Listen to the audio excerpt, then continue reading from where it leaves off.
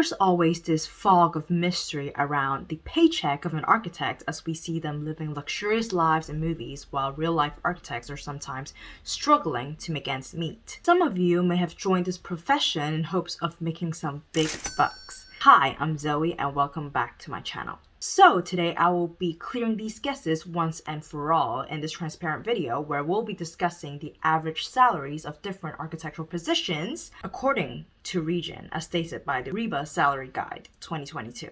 We will also be looking at the responsibilities in each role to give you a better understanding of what they do. Let's start out with the architectural roles. So as you can see here, these are the usual hierarchical positions in an architectural firm, starting off with an architectural assistant, then to architect, then to partners and directors.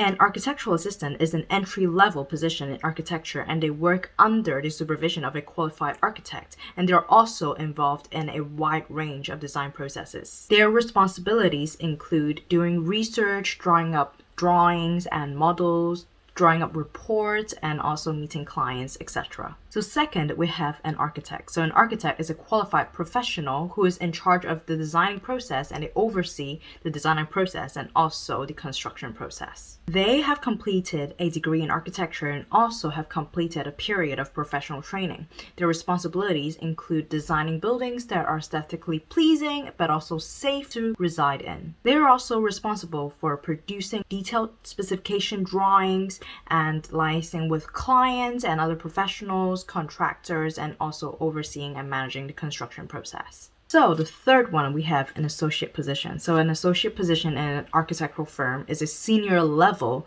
position and they are responsible for managing a project, overseeing the design and technical aspects, leading teams, maintaining client relationships, ensuring quality control, contributing to business development as well. They play a crucial role in project management and leadership, client satisfaction, and firm growth. And finally, we are moving on to the more senior and bigger roles, which is the partners and the directors. Partners and directors in architectural firms are senior leaders in projects and they're responsible for project management, business development, client management, project oversight, financial management, talent management, and industry leadership. They play a critical role in firms' motivation, driving business development, and overseeing operations. And so now for a juicy part. So the Part 1 architectural assistant salaries. The average salary of a Part 1 architectural assistant is around the range of £23,000 to £27,000, which is quite untrue because most of us are working below the £23,000 range. So I've included here a list of the salary guide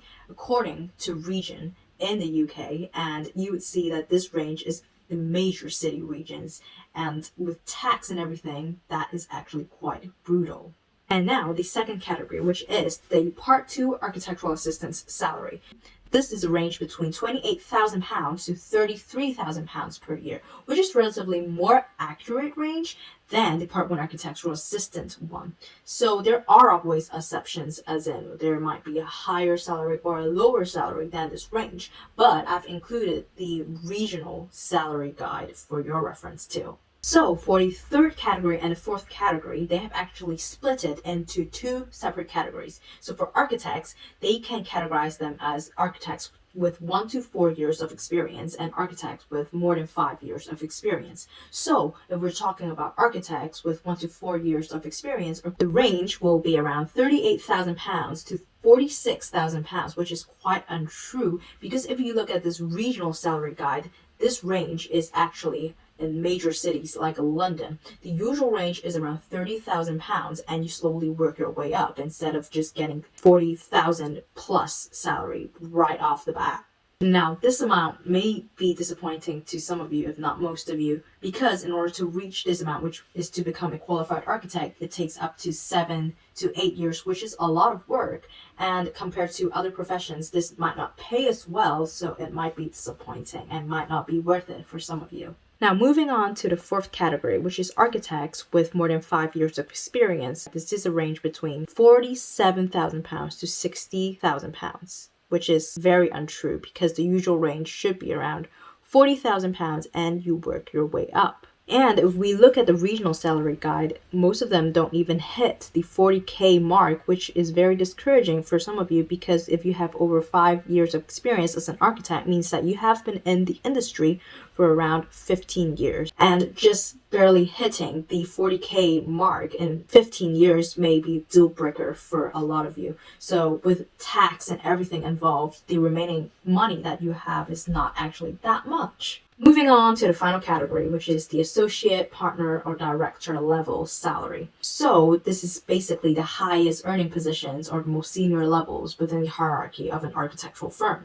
So depending on the firm's location and size, these roles can potentially earn you around £65,000 to £90,000 and sometimes potentially more. But it takes years of hard work and perseverance in order to be able to reach these roles. And even when you reach these roles comes with like big responsibilities of work and also managing projects and overseeing the firm as a general task. So it is a lot of work too. Becoming an architect takes a lot of work and perseverance and dedication, and the pay isn't exactly as nice as how the movie promotes it to be. Many people say that if you want to earn big bucks, do not go into architecture, and I find that to be partially true, because for the amount of work needed to reach this qualification, the pay isn't exactly as tempting as other careers. Unless you start your own firm or become a director or partner or associate, it is very likely that your pay range will be between the architectural assistant range to the architect range. But then this comes down to what you're looking for at the end of the day, because if you enjoy doing architecture and you find the work fulfilling, then the amount of pay may not be as important to you. Whereas if the amount of the pay is your priority, then architecture may not be the best profession to get into. You can also see architecture as a profession that does not earn you a lot of money at the beginning, but it's a grower. But this is also a case with a lot of different other professions. But in architecture, I think it generally takes longer. So what do you think? And if you were in my shoes, or if you were looking into studying architecture, what would you choose? So don't forget to like and subscribe. Thank you for watching this video, and I'll see you in the next one.